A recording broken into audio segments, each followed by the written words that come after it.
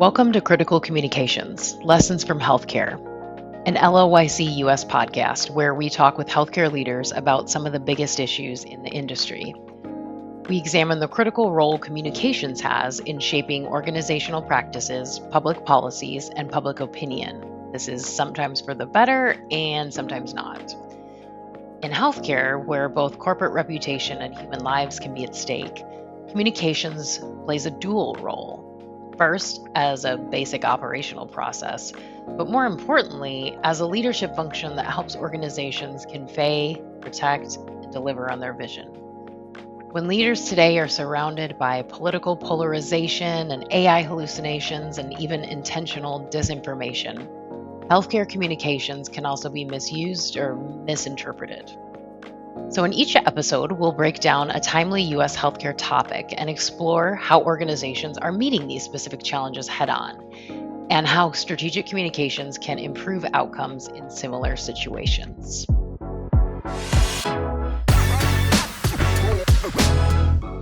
Today, we are discussing a small patient population with an outsized impact, and these are medically complex children.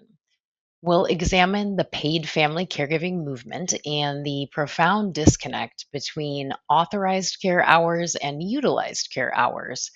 And this is a gap that was just at the center of a significant federal appellate court ruling in Florida. We're going to ask the question of how can we use strategic communications to translate the lived realities of these children and their families into impactful policy changes. Now, children with medical complexity represent less than 1% of all US children, but they account for 1/3 of all pediatric healthcare expenditures. These are children who have significant chronic and/or complex health problems that result in functional limitations and often dependence on medical devices like ventilators and feeding tubes.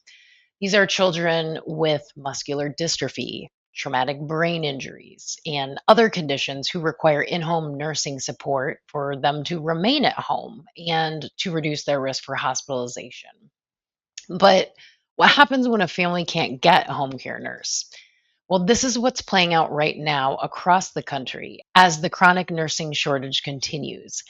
The issue has become particularly significant in home care, where turnover rates for RNs are hovering around 28%. The higher pay offered in hospital settings is one reason for this, and as are the high stress working conditions of in-home care itself. So when a child can't get or keep a home care nurse, the parents have to step in, and they're often relying on self-taught medical skills. They don't have formal training, they don't have professional oversight, and so this means they are changing a feeding tube, they're managing a ventilator, they're administering exceedingly complicated medication regimens. It's really a 24/7 job that causes many of these parents and family caregivers to have to leave the workforce, and it puts enormous strain on families, both emotionally and financially. So this is a heavy topic, and it's one that requires both a deep policy expertise and empathy to truly understand. Joining me today to help unpack this, as always, is Don Hunt, our U.S. Corporate Affairs lead, and we are delighted to welcome our guest today because he is really at the center of shaping solutions for these families. Bill Sczepanski is the Executive Vice President of Public Policy and Government Relations at Team Select Home Care, which is a home health provider specializing in long-term, high-acuity, private duty nursing for medically complex children and adults. Bill is a leading voice at this intersection of healthcare policy and patient advocacy. In his role, he monitors regulatory shifts across 16 states, and he works closely with legislators, Medicaid agencies, and families to help to protect safety net programs and to advance innovative care models. So Team Select has really spearheaded a solution to the home care nursing shortage through your family CNA program. Can you explain how this model works and how it effectively transforms a family member from a traditional unpaid caregiver into a certified member of a healthcare team? Sure, and thank you for having me join today. So this program is for individuals that are receiving private duty nursing. Private duty nursing is typically paid by Medicaid. It's confused with private pay, but that's not what the service is. It's hourly care in a home, mostly kids. So these individuals having from a tube feeding, trach, ventilator, even getting things called TPN, which is an IV way to be able to eat. Um, with these parents and family members, when you take your child home from the hospital, just like taking your child home when they first get born, same for medically fragile children, you have to know how to care for them. So if they have a trach, you have to know how to do that. You have to know how to do administer feedings if they have a tube feeding. The issue, though, and it's one thing I saw many years as being an administrator of private duty agencies, is that these families go home and they're kind of robots. They know how to do all these tasks, but no one's told them why. What's the reasoning? What's the understanding? So in Colorado, they started this program in 1999. They actually started with one mom who said, "Why can't I get reimbursed to do this? I'm a certified nursing assistant." And so they went ahead and she asked Medicaid. Medicaid said no, there was a rule against it. Mom asked for the rule, and there wasn't a rule. So she was able to start in 1999 providing this care to her loved one. The reason I bring this up is my Colorado moms always tell me, I said, why does this work? I know why it works, but you tell me why it works. And they said, I know when to freak out and not to freak out. So even a CNA or home health aide, complex care assistant, whatever you want to call it, it's all potato.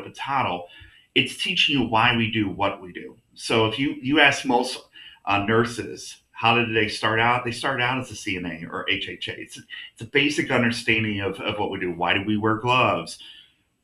What temperature when your child has a fever should you call the doctor? These different things, if they're on the clock with us or off the clock, they have that knowledge. And so that is one of the reasons why this works. The other is just consistency of care. This way, this program works because mom can choose who she wants in her home. And so they're not strangers. These are individuals not loyal to the agency, but loyal to the family. So they're going to make sure that they show up. They're going to help take care of that little one. And then also what's nice about it too is then mom can actually go out and do things like go to the grocery store, maybe, God forbid, have a date night with her husband, these different things. And so it's also the consistency of care because even though these kids have acute needs, which means they would probably be in an ICU level of care if admitted to a hospital, they're stable. As long as they get their feedings, their medications when they're supposed to, they're stable. And how do families access that training? Are you going to their houses? Is it virtual? Is it So the training, typically, it could be one of two ways. Typically, most of the training is done virtually. If we're training them, for example, to be a home health aide, which in most of these states, that's what the training is based off of. Home health aide training, according to CMS, must be 75 hours in total.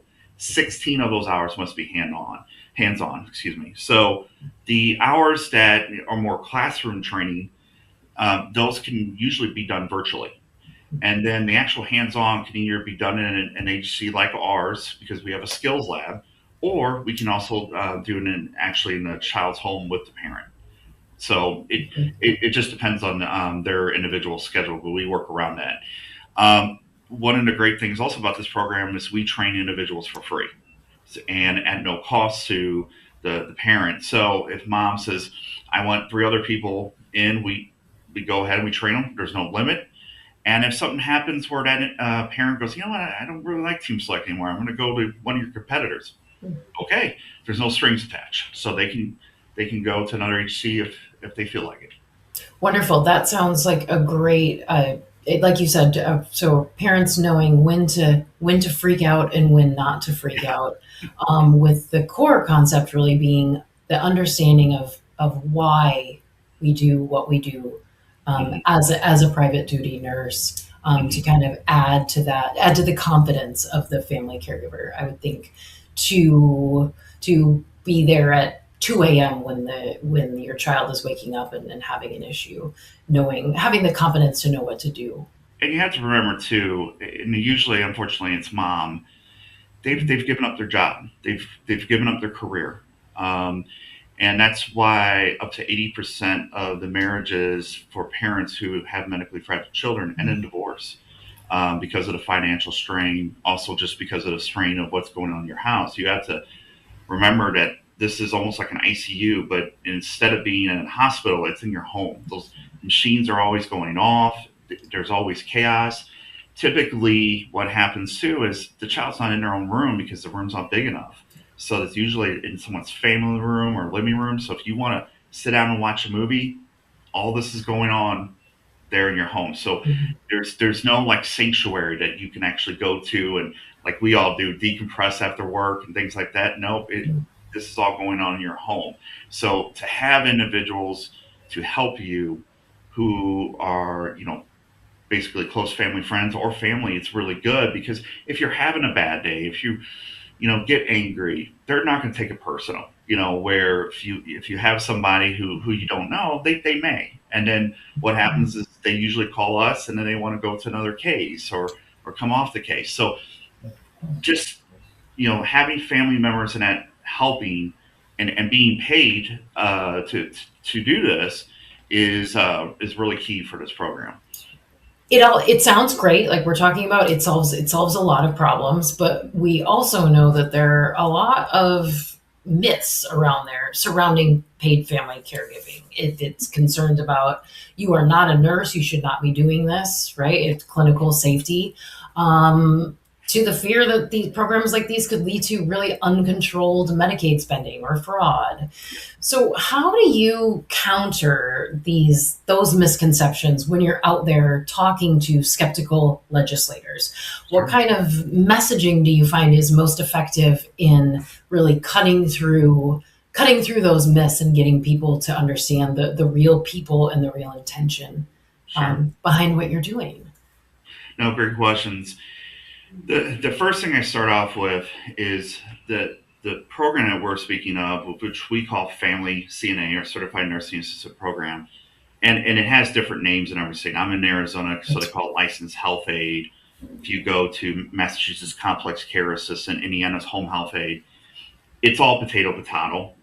It's whatever the state calls an aide. That's the name of the program.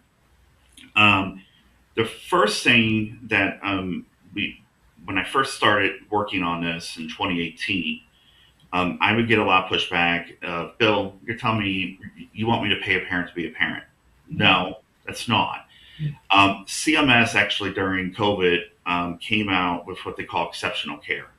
So what it defines that is saying if you have an individual at 5 years old, they should be able to walk, they should be able to talk, they should be able to do different things like going to the bathroom on their own, feeding themselves. If your 5 year old can't do those things, then the services you're providing to them are not parental, they're actually caregiver. And so that definition really helped explain things. The other thing too is this program gets confused with what they call family caregiving, which is personal care.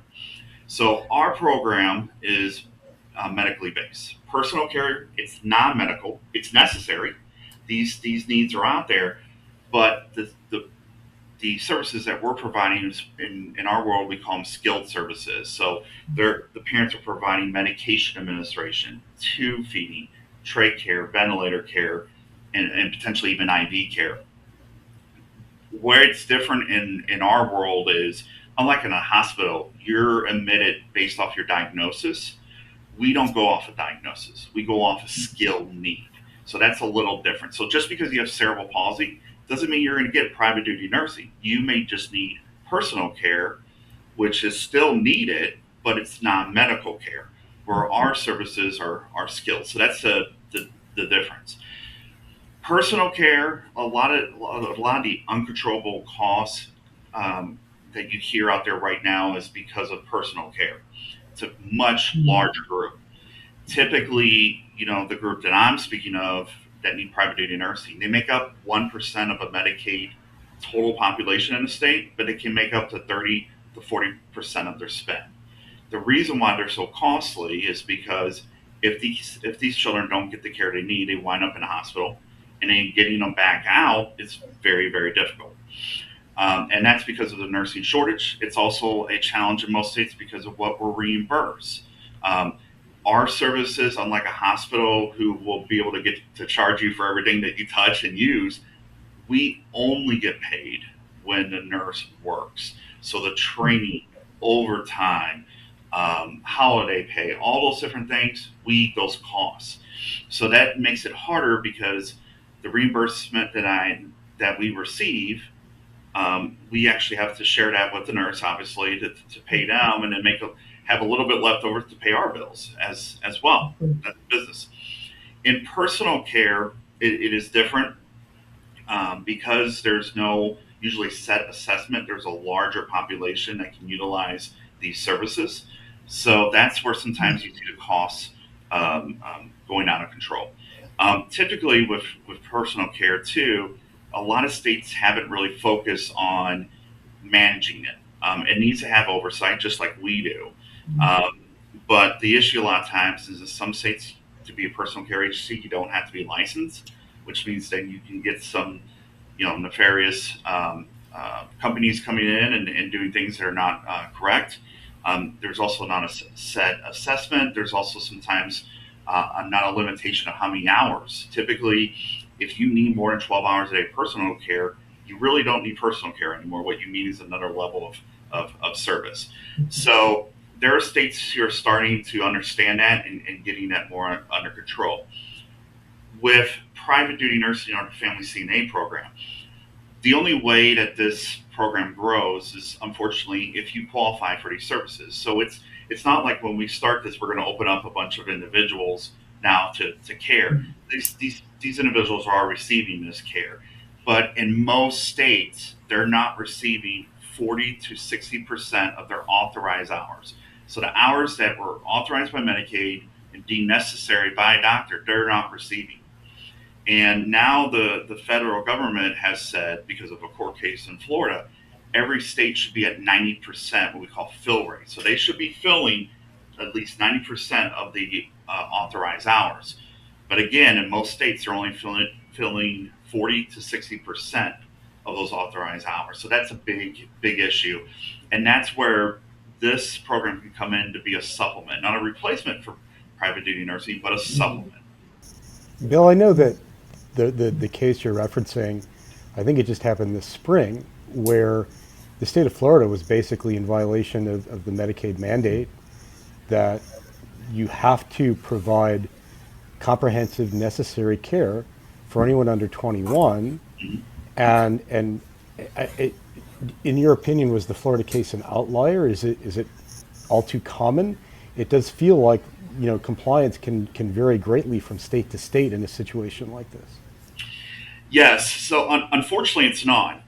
In most states, so we're in 16 states, the company I work for, Team Select.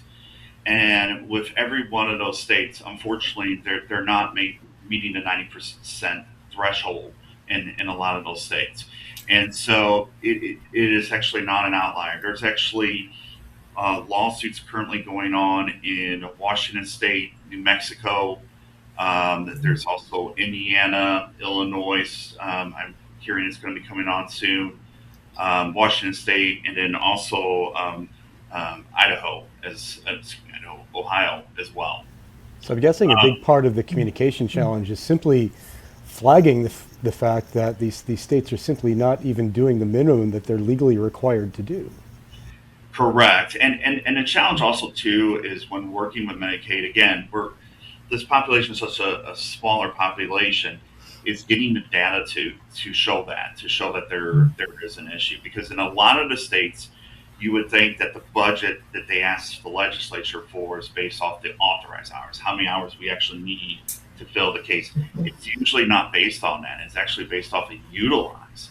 So that is one of the challenges that myself and other advocates we face sometimes is when we go and we say, hey, we're going to have this program, it's going to increase utilization, but with that is actually it's going to be added costs. But that's what they're supposed to be doing.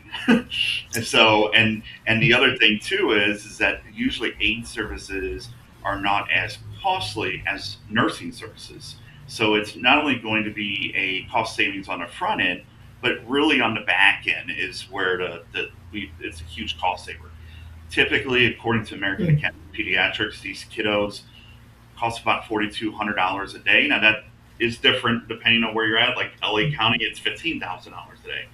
But typically, when you look at our services, even at 24/7, they typically are $1,200 to $1,500 a day. So it's a pretty big cost savings to the state if they utilize this program and then also just staff the case correctly. Well, I have to believe there's also follow-on savings just relative to the behavioral health, the mental health burden, the long-term ramifications of not having enough support on an entire family, just economically and beyond. Yes, exactly. You know, the one thing, because I've seen it firsthand, unfortunately, many times, is the emotional toll it takes on you. It takes on you as a parent. You know, we all been there as parents when your child gets hurt or they skin their knee and you feel terrible.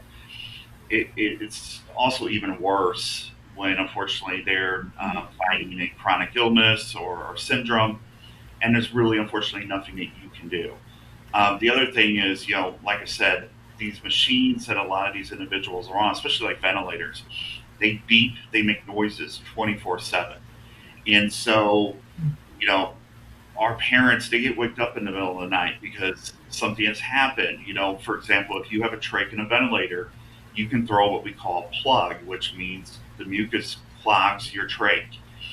Usually you have a minute to 2 minutes to get that out for them. Basically, you have to suction it.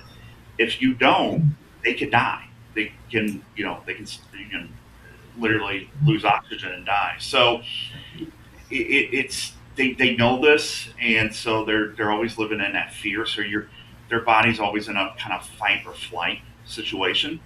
So you see a lot of these families, unfortunately, not only the mental stress but physical. A lot of them will start having heart issues. They'll have they may become obese. You know, so there's so many different things that happen. And then the one part too that a lot of times people forget is with a lot of these kiddos, they have siblings, and those siblings, their life is really disrupted because now mom or dad is just focused on their brother or their sister. So when they need homework, maybe they don't have time to help them. Or, you know, they want mom or dad to be there at that soccer game or that baseball game, and mom and dad can't because if they bring their sibling out, they could expose them to a virus or something like that. So it's also very tough on the other children in the house as well. You know, coming back to the state question, if we could, you know, you've mentioned, contrary to what you might expect, politically, blue states can be more resistant to these programs because they feel they've got existing safety nets. They've got enough in their systems, whereas red states might move faster on the ROI argument, right? The long-term savings. How do you pivot your message to resonate with these different political audiences, especially these days, without losing the core human story that, you know, we're obviously spending a lot of time talking about? Sure. Yeah, you're right. I mean, when I first started this, I'll be honest, kind of had a little bit of a bias thinking that this would just be easier in blue states. When we also first saw this, Colorado and then New Hampshire, they both started this program because they said there was nothing that says they can't do it, so we'll go ahead and do it. And we had that same understanding as well. But when we went to states, we quickly realized a lot of them, they get people all the time come in and tell them, hey, you're going to save money, you're going to do this, you're going to do that. And so they'd rather have legislative approval before they go and start working on these programs, which makes sense. So that's where we started. But yeah, the red states typically, what I usually hear from them is they honestly know there's an issue, but they like the public-private partnership of this. We have skin in the game because we are not only obviously getting reimbursed for these services, but we're training these individuals free of charge, and they like that we're kind of taking some skin in the game and doing this. The other thing that they also like as well is we are helping to relieve the nursing shortage. This is an issue. It's not just with home care or private duty nursing. Anywhere in healthcare, there is a shortage. And it's not even nurses necessarily, it's aides, nurses, therapy, doctors.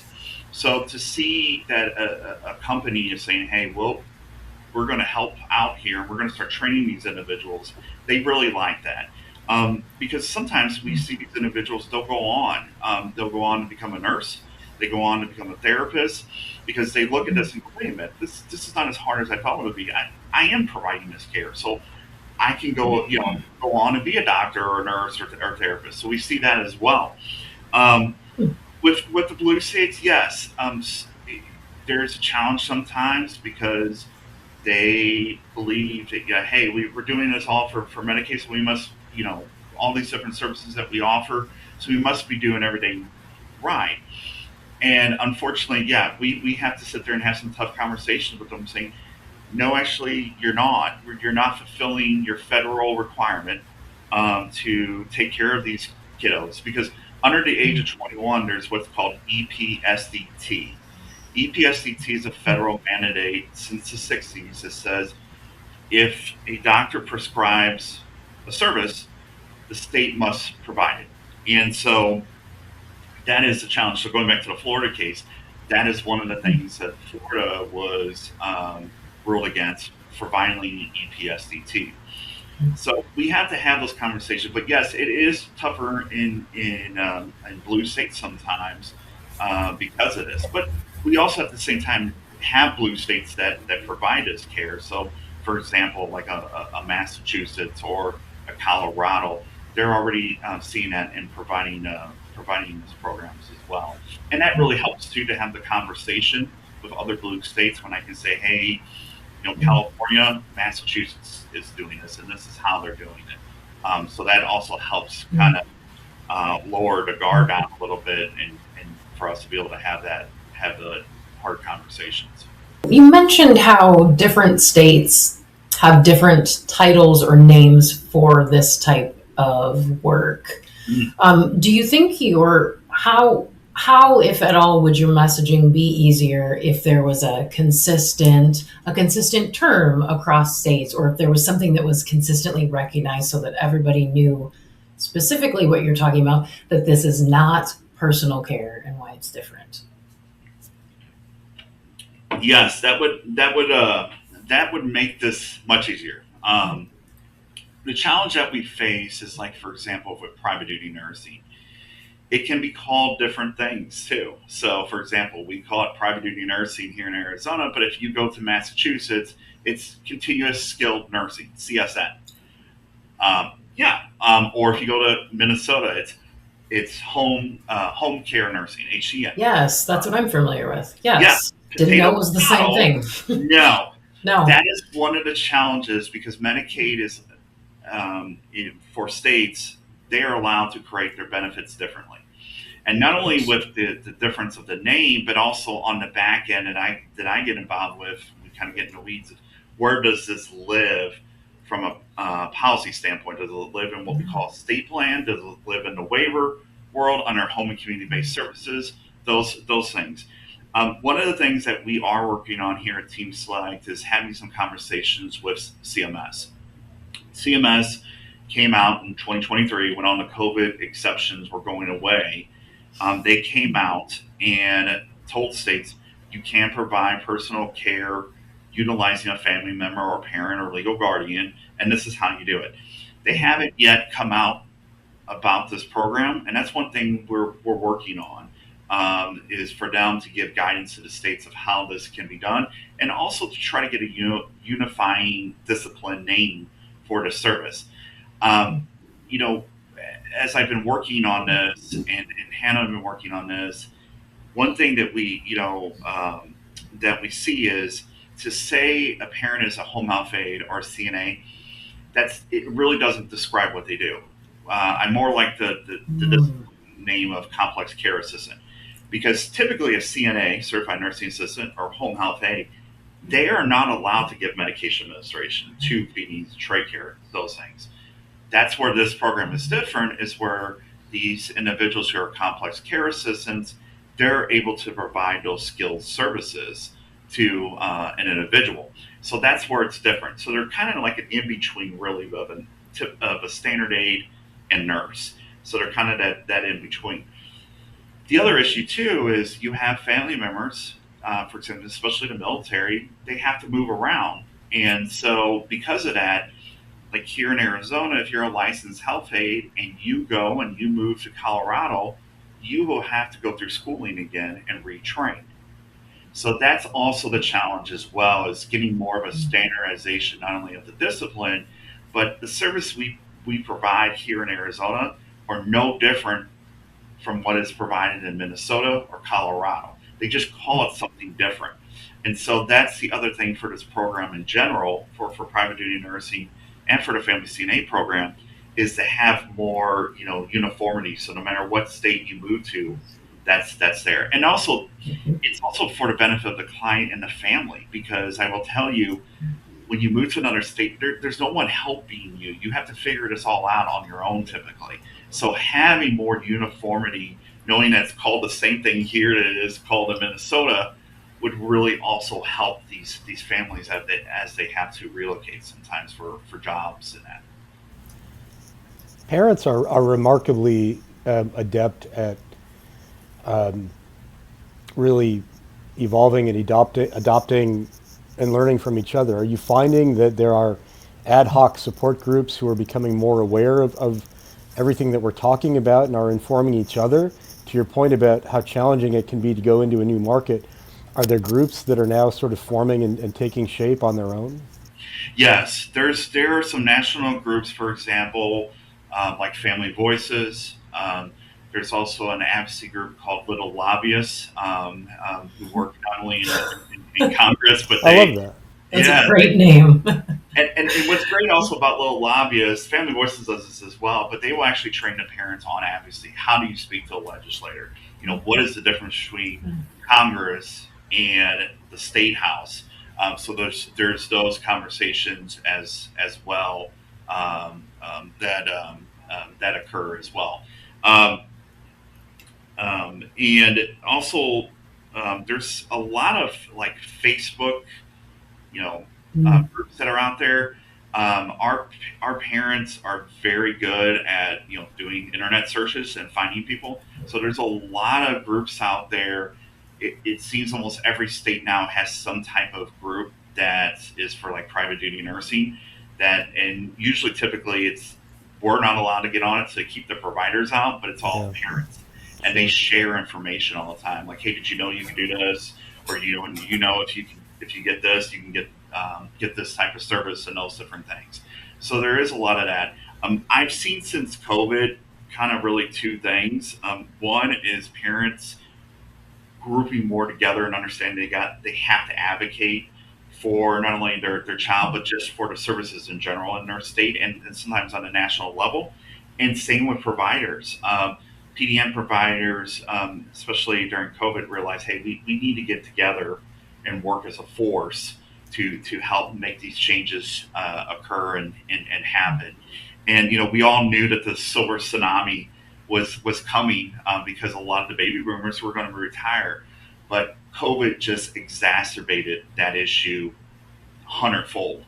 And so that's also been the challenge as well, is trying to maintain and recruit staff, especially on the nursing level, just because a lot of individuals, because of COVID, they just became burnt out and left the industry. So Can you say a little bit more about how the physicians that care for these patients can possibly be a messenger for you or an advocate for you? yeah, so one group that actually has come out and advocated for this program is the American Academy of Pediatrics and AAP. And yes, the physicians obviously are very busy. They have a lot going on, but a lot of our specialists, like pulmonologists, for example, or neurologists, that see these kiddos all the time. They see the need. They also see that the parents are burnt out. In a lot of cases, like I said, they also will admit the child to hospital just to give the parents a break, give them some time. But we do have physicians that have been helping us and advocating. For example, Dr. Carolyn Foster out of Lori Children's in Chicago. She not only has testified at with several states regarding why this is needed, but she actually, her and many other physicians, they work on research papers to also show how does this work, both not only from the financial side, but also the clinical side and those challenges. And I would say also, groups like Lucille Packard Foundation out of California, on the San Francisco area, they're a great group who really shows, really puts a lot of light and spotlights what's going on with these kids and how we can provide services to them better. But yes, the physicians have been really helpful, explaining that especially to Medicaid, saying this care is needed. We ordered it, so you're supposed to follow that.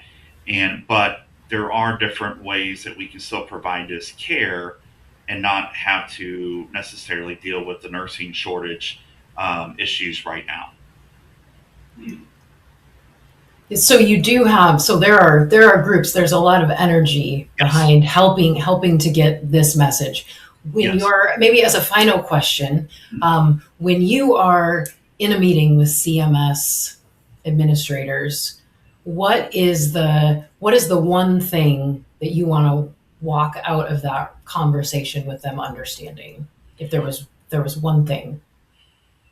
Is that I think the biggest thing, not only with CMS but legislators as well, is I always make this comparison: is our kids are not elf on the shelf.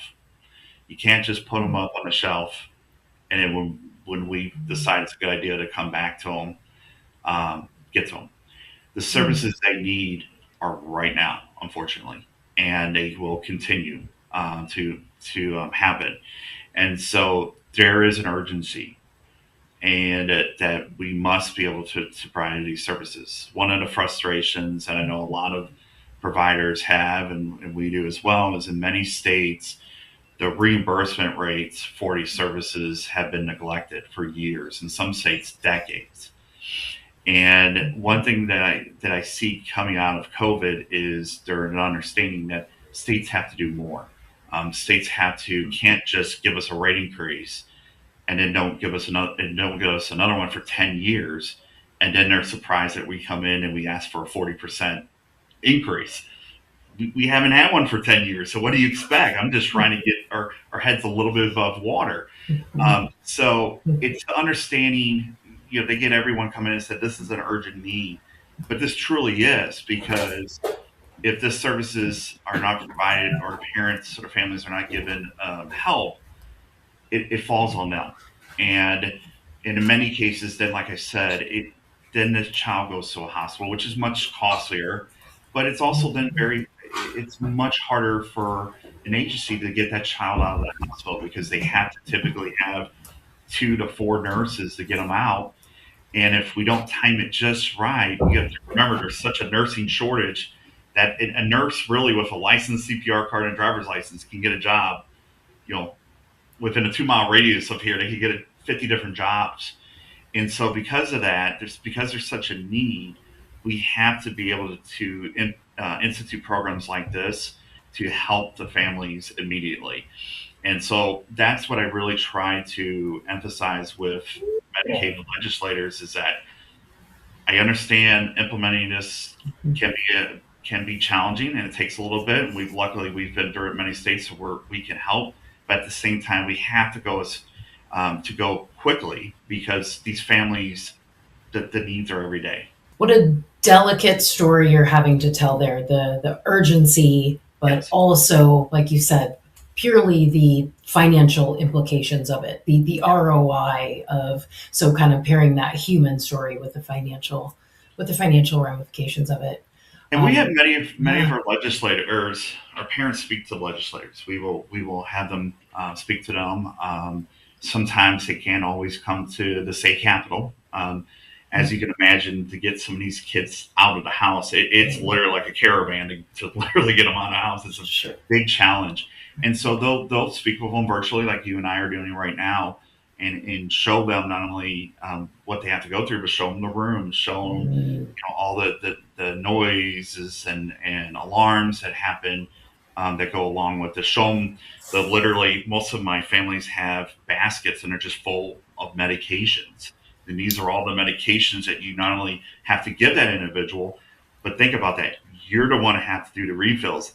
If the medicine is out, you have to call the doctor's office and you have to get the refill.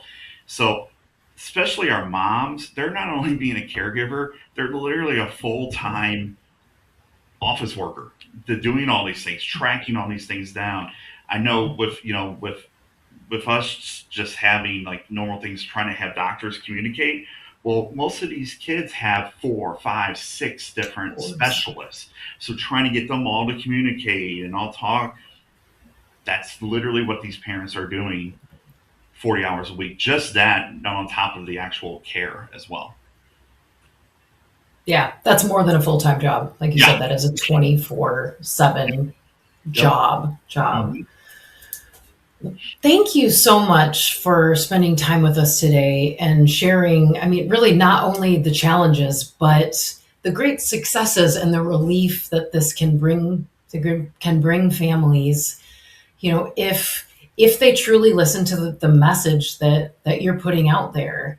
And thank you too, just for sharing the different ways that you're tailoring that message, whether you're speaking with legislators, CMS administrators, or even with the patients and the families that you're training, and how they can be advocates as well.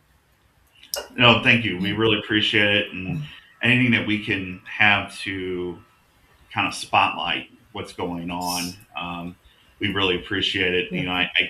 I always call these kids kind of the forgotten children. I think in most subdivisions, you probably actually have a child that is there, but you don't see them, and so they live among us. The families live among us, but as you can imagine, they don't have time to go out to the legislature or do these things. They're doing all this other stuff just to keep their child alive. So it is a privilege for us to be able to advocate on their behalf, because it's really important and something that Hannah and I seen firsthand, the challenges, and just trying to give them a voice, but most importantly give them options, so they can have care for their child. Hmm. It's those are such compelling images and such compelling words that you use, and I'm really glad that you could be here today and discuss that and get that message out to more people. So thank you truly for your time. Thank you. For our listeners, to learn more about Team Select Home Care Services, including the paid family caregiver training program and their advocacy efforts, please visit tshc.com. Thank you for joining us again on Critical Communications Lessons from Healthcare, where we talk with healthcare leaders and experts about the big issues shaping healthcare and the essential role strategic communications plays in addressing them. If you enjoyed today's discussion, please follow the show and share with a colleague or two. And we'd love to keep the conversation going. You can reach us at criticalcommshc@llyc.global.